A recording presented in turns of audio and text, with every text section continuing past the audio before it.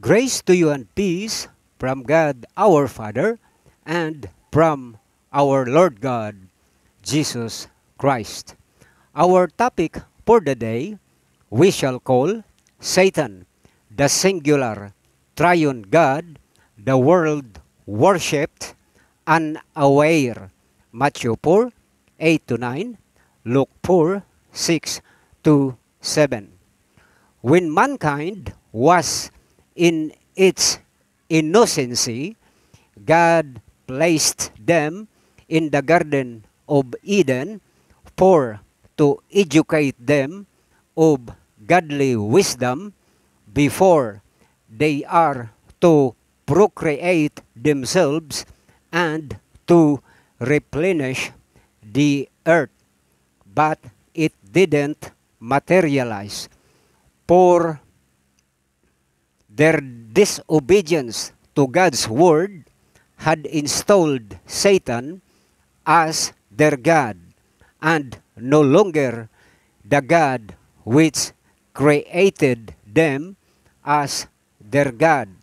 For their yielding to Satan's enticements was tantamount to relinquishing to Satan the dominion and ownership of the entire world, so much so that mankind was subjugated under the lordship of Satan. Since then, Matthew 4, 8 to 9, Luke 4, 6 to 7, 2 Corinthians 4, 4a. And immediately after that tragic incident, they went wild, that they add insult to injury to the extent that they engaged themselves in a premarital relationship. Genesis 3:7, most likely in their pre-teen age. And to remedy it, God had to prematurely solemnize their wedding. Genesis 3:20 to 21, and quickly cast them out of Eden. For the representative of the plural God is holy and therefore clean, that he can no longer associate himself with a sin-polluted humanity. So to earth they went without a proper theological education.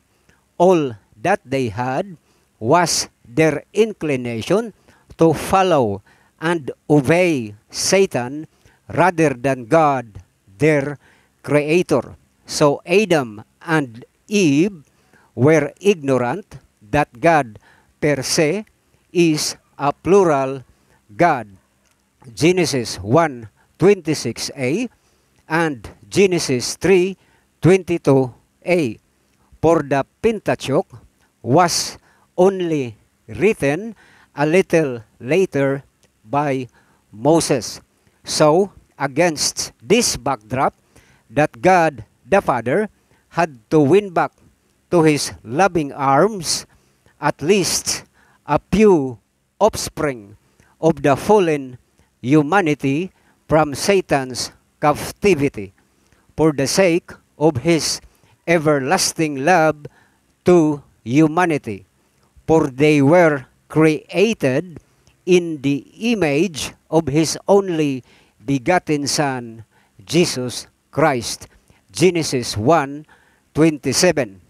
So, to reverse their death penalty or to restore them to their innocency, God the Father from a distance, from the third heaven or paradise, through Yahweh, covenanted the patriarchs whose offspring nowadays is the nation Israel.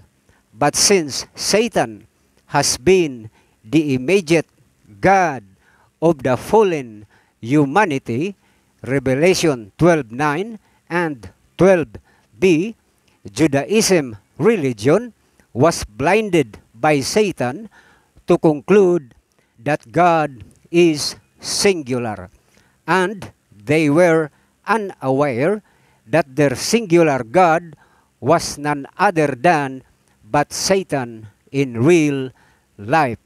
Isaiah 14:12 to 15. So, to that end, God the Father had to render the Old Testament obsolete. Hebrews 8:7 to 13. In effect, Yahweh took up his Godship and became as Jesus Christ to directly and personally re-educate Israel and the whole world as well, that God is a plural God, not singular. That there are two gods, God the Father and the Lord Jesus Christ, who are jointly sharing one and same Godship. John 5:23. But sad to note that Judaism religion remained resolute in their unscriptural belief that God is singular, and Christendom had followed it through with their unbiblical and unwavering advocacy that their triune God is also numerically singular. So both Israel and Christendom, the supposed church builders, are resolute and unwavering in their Satan-induced monotheistic theology that there is only one God and no one else. Hence, the Abrahamic family house has now been formed, a prelude to the incoming one-world religion, a theological concept condemned 2,000 years ago by John the Baptist and Jesus Christ. Matthew 3:9 to 10, John 8:39 to 45. For the actual God of that one world government was that same Satan which caused the downfall of Adam, but was failed by Jesus Christ. He was the brains of the monotheistic doctrine of Judaism religion, which he injected to the minds of the scribes and the Pharisees during the more than 400 silent years between Malachi to Matthew, and gave them the impression, or that made them speculate, that Yahweh and the Father is one and same person. Exodus 20:1 to 3.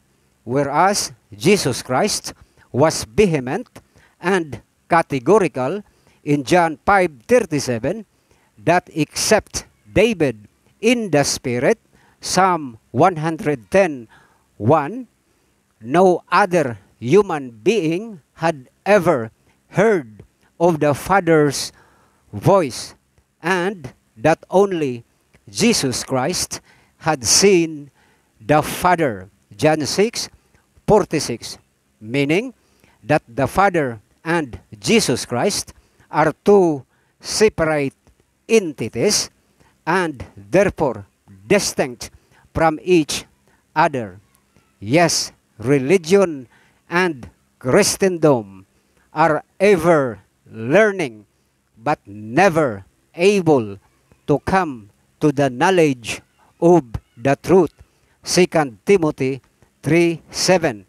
They cannot and would not understand that the plural God of Genesis 1:26a and Genesis 3:22a were coexistent and distinct from each other, and above all, both of which were uncreated. First, They were God and Yahweh, then the Word with God, then the living God and Christ, then God the Father and the Lord Jesus Christ. And last but not least, all of the created beings in Revelation 5:13 worshipped and glorified them both in one and same time. Blessing and honor and glory and power be unto him that sitteth upon the throne and unto the Lamb forever. But those that worshipped Satan as their singular triune God hid in caves and called on to the rocks and mountains, pull on us and hide us from the face of him who sits on the throne and from the wrath of the Lamb, for the great day of their wrath, take note, in the plural form, has come. And who can withstand it? Revelation 6:15 to 17 in IB. In summary, therefore, the mindset of the fallen human race was programmed by Satan to worship him as their singular God. So, the burden now is on the plural God, the Father through Jesus Christ, the former Yahweh, to recreate mankind, 2 Corinthians 5:17, and bring back their innocency, so to restore them back to the hands of the plural God. John 10:27 to 30. By educating or re-educating them that there are two gods, the Father and Jesus Christ, who are jointly sharing one and same Godship. John 5:23. Listen, and listen good. Here's how plain and simple theology or soteriology is. Everyone who believes that God is singular or that God is a triune God, their God or that God is Satan. But those who believed that God is plural and took cognizance of the joint and shared Godship of the Father and Jesus Christ shall be counted worthy of eternal life. John 17:3, which is why that the Father, through Jesus Christ's parable, had condemned both Judaism and Christendom, for they had one common denominator. Their God is singular. None of those which were bidden, namely Judaism and Christendom, shall taste my banquet. Matthew 22:8 to 10, Luke 14:15 to 24. On account of that, God the Father had to totally revise or reverse salvation. That for a person to be saved, they had to disaffiliate themselves of their church or religion's monotheistic upbringing or predisposition. 2 Corinthians 6:14 to 18. For all religions and churches with monotheistic doctrine, or whose God is not the Father and Jesus Christ, are subject of God's plagues. Revelation 18:4. It's a non-negotiable prerequisite for salvation, and to secure eternal life, it is necessary that they should take cognizance of the Godship of the Father and Jesus Christ after they disaffiliate themselves from their respective church or religion. If you may, like, share, subscribe, get notified to my YouTube account, Romy Mored, for only through this blog that the theology of Jesus Christ, the gospel of the kingdom, Matthew 24:14, is often preached and discussed for you to ascertain yourselves of eternal life. Yours truly, God's workman. God bless.